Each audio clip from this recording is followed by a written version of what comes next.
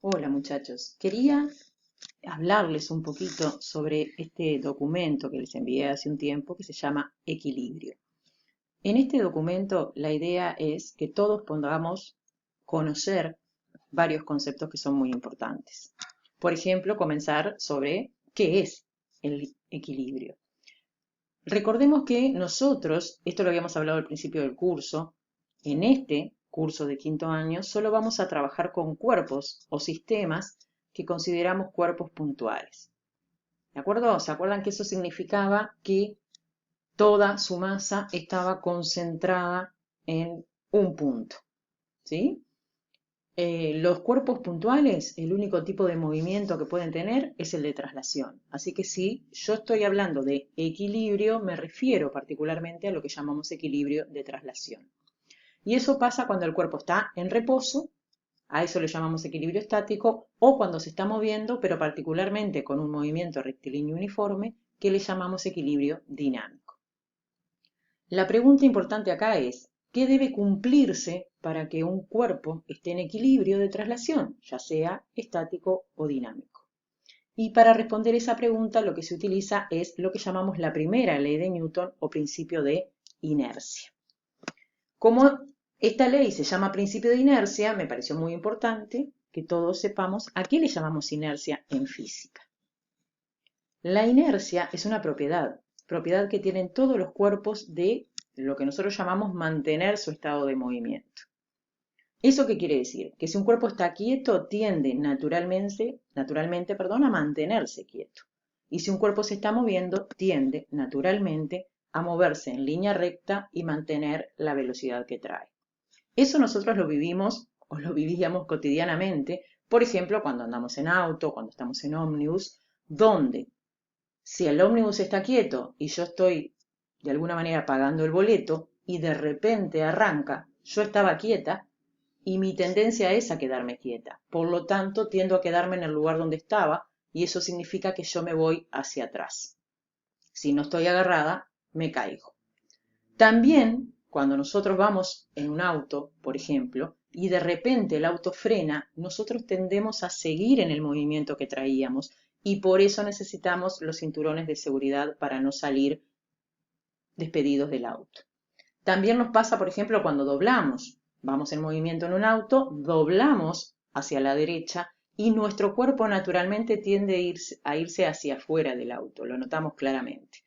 Repito, eso es porque cuando un cuerpo se mueve, naturalmente tiende a seguir moviéndose en línea recta y con la misma velocidad que traía. Bueno, pero ¿qué dice la primera ley de Newton o principio de inercia? Que un cuerpo está en equilibrio si, solo si, la fuerza neta sobre él es nula. Acá tenemos lo que es el enunciado de esta ley. ¿Qué significa esto? Esto significa que si un cuerpo está en equilibrio, no importa si es estático o dinámico, nosotros sabemos que si sumamos todas las fuerzas que en él actúan, nos tiene que dar cero.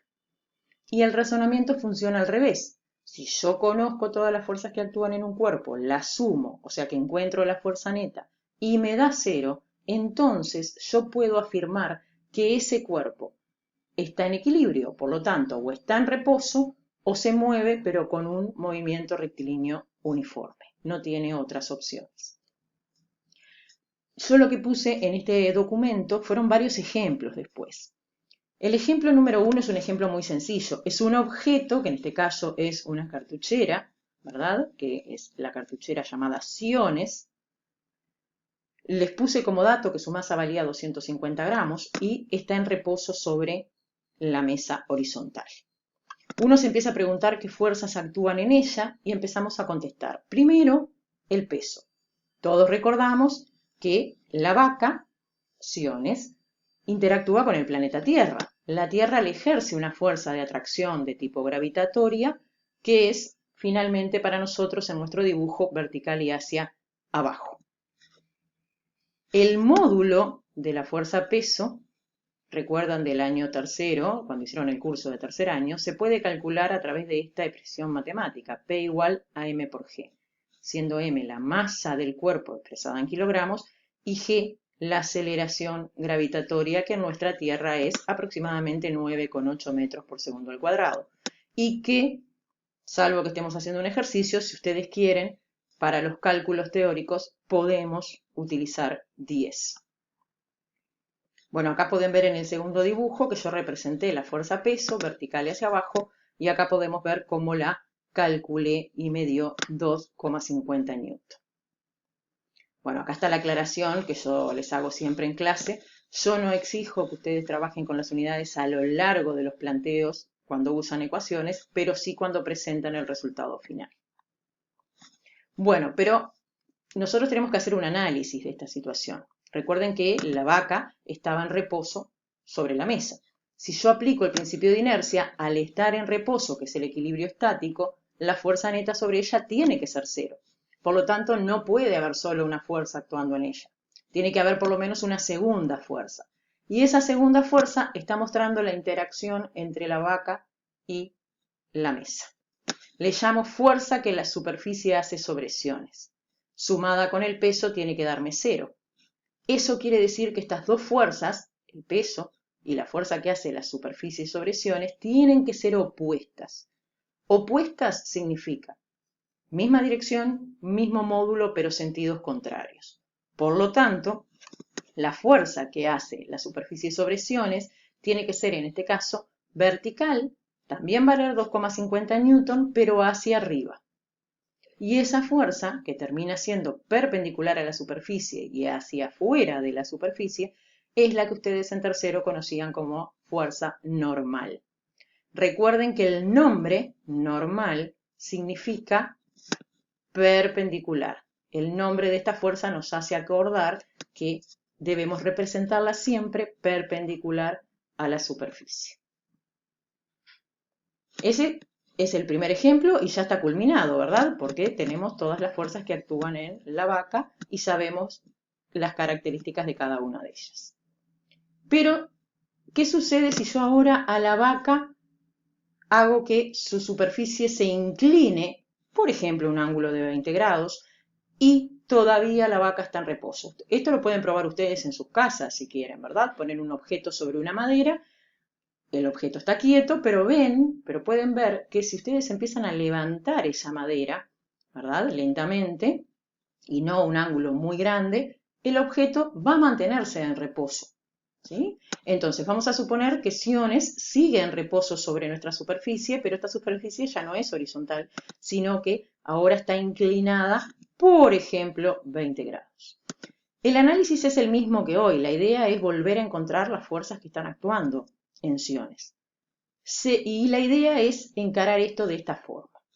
Siones sigue interactuando solo con dos cuerpos, igual que hoy, con la Tierra y con la superficie. Por lo tanto, yo puedo decir que sobre Siones actúan solamente dos fuerzas, la que le hace la Tierra, que es el peso, y la que le hace la superficie, que deben seguir siendo opuestas, porque si son las únicas dos fuerzas que actúan y me tienen que sumar 0 porque Siones sigue en reposo, por lo tanto, esas fuerzas son opuestas. Así que dibujo el peso, que sabíamos que era vertical hacia abajo y valía 2,50 newton, y vuelvo a dibujar la fuerza que hace la superficie sobre Siones, que sigue siendo vertical y hacia arriba. Lo que se hace ahora, y por supuesto vale 2,50 newton, lo que hacemos ahora es esta fuerza que hace la superficie sobre Siones la vamos a descomponer. Para poder descomponerla necesitamos ejes. Vamos a descomponerla en una componente que sea paralela a la superficie y en otra que sea perpendicular. Entonces trazamos los ejes X e Y. El eje X paralelo a la superficie y el eje Y perpendicular a la misma. Y a la fuerza que la superficie hace sobre Siones la descompongo. La proyecto hacia el eje de las X y aparece una componente de nuestra fuerza, y la proyecto hacia el eje de las Y y aparece la segunda componente. Acá yo les quiero hablar un poquito del tema de los ángulos. Al ángulo que se forma entre el plano y la horizontal le llamo alfa. Ese es el ángulo de 20 grados que era el dato del ejercicio. Este ángulo que está acá es el complementario de alfa, ¿verdad? Porque sumados me tienen que dar 90. Este ángulo, que yo llamo beta en el dibujo, es igual a este ángulo que está acá. ¿Por qué? Por un tema de paralelas. Porque esta línea es la misma que esta, son paralelas, y esta es paralela a esta. Entonces, este ángulo también es beta. Pero si este ángulo es beta, este que estoy tocando acá, el que se forma entre el peso y el eje de la así, también es el complementario de beta. Por lo tanto, este tiene que ser alfa. Y luego, por opuesto por el vértice, este debe ser alfa también. Entonces, este ángulo que yo estoy tocando acá con el cursor tiene que ser en este ejemplo de 20 grados. Acá podemos ver que tenemos a las dos componentes y acá tenemos marcado nuestro ángulo alfa. Entonces, a la componente de la fuerza que hace la superficie sobre siones, que es perpendicular a la superficie, es la que nosotros llamamos normal. Y a la fuerza, que es componente de la fuerza que hace la superficie sobre siones, pero que es paralela a la superficie, y que está impidiendo que nuestra vaca deslice hacia abajo por el plano, es un tipo de fuerza de rozamiento que le llamo fuerza de rozamiento estática. Acá vemos, ¿verdad?, lo que acabo de decir. A la fuerza de rozamiento estática le vamos a llamar F-ROZ-E, fuerza de rozamiento estática. Y acá podemos ver que tenemos a la fuerza que la superficie hacía sobre siones, que era la opuesta del peso, vertical y hacia arriba, de 2,50 newton, y las componentes de esa fuerza, que son la normal y la llamada fuerza de rozamiento estática. Como tenemos el ángulo alfa, que vale 20 grados, y tenemos que la hipotenusa de estos triángulos rectángulos, que es la fuerza que hace la superficie sobre siones, vale 2,50 newton, nosotros podemos calcular las dos componentes.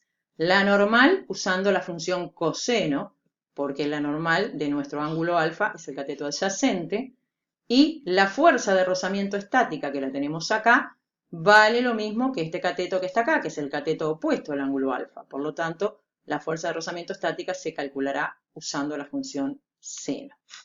Ustedes pueden ver acá cómo se hicieron los dos cálculos. Bueno, en resumen, este ejemplo número 2 es muy importante. ¿Por qué es muy importante? Porque nos deja dos enseñanzas, ¿sí? Una, que la fuerza normal y la fuerza de rozamiento no son fuerzas separadas que no tengan nada que ver entre ellas, sino que en realidad son componentes ortogonales, o sea que son perpendiculares entre sí, de una misma fuerza, que es la fuerza que ejerce la superficie sobre el objeto. Porque recordemos que la fuerza normal la ejerce la superficie de apoyo y la fuerza de rozamiento también, ¿verdad? Lo que pasa es que por lo general las vemos como fuerzas completamente separadas y yo quería mostrarles que en realidad no están completamente separadas, sino que están relacionadas. La normal y la fuerza de rozamiento son componentes de una misma fuerza. La fuerza, repito, que ejerce la superficie sobre el objeto. Y que otra enseñanza también nos muestra este ejemplo número 2, que puede actuar una fuerza de rozamiento sobre un objeto aunque ese cuerpo esté quieto. Nosotros comúnmente estamos acostumbrados a la fuerza de rozamiento que actúa sobre los cuerpos que se mueven sobre superficies rugosas. Pero esta otra fuerza de rozamiento también existe, se llama fuerza de rozamiento estática, y lo que hace es impedir que el objeto que está quieto comience a moverse.